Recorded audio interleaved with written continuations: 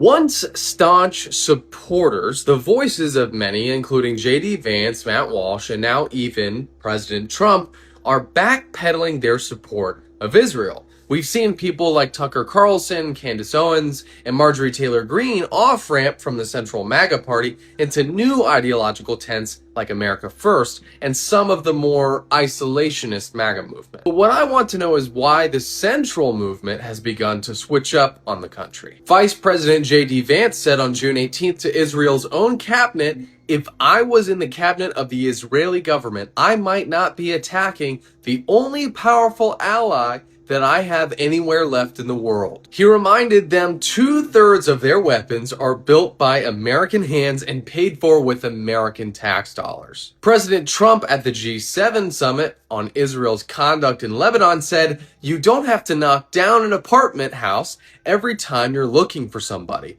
They're not all Hezbollah." He called a recent Israeli strike too much. Matt Walsh of the Daily Wire, not exactly the radical left, said, "We got involved in this conflict primarily for Israel's sake, not our own. It's delusional to deny that. Time to leave this circus." Add Tucker Carlson, who just quit the Republican Party after 35 years, saying it put Israel's interests over America's. Why are things shifting now? The first and least romantic answer is obviously the midterms. November's midterms are coming, and the polling underneath these politicians has completely inverted. Thanks to Pew in March 2026, 80% of Democrats and Dem-leaning independents now view Israel negatively, up 53% in 2022. Even Republican support dropped about 10 points since 2024. Pew also found that 85% of Republicans over the age of 50 backed the Iran strike, but only 58% of younger Republicans agreed. Another way to look at things is who is not moving. Hillary Clinton, as of June this year, is still out there defending the old order, backing Trump's Gaza plan as the only game in town,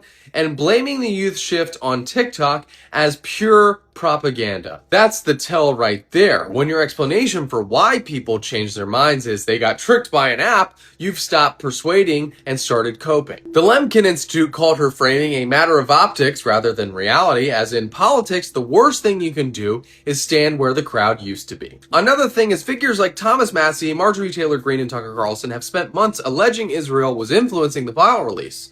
So ask yourself, if you were a savvy commentator who suspected more was coming, would you want to be on record as Israel's biggest cheerleader the day the next tranche drops? Distancing yourself now is cheap insurance. Whether you believe the theory or not, the incentive to pre-position is very real.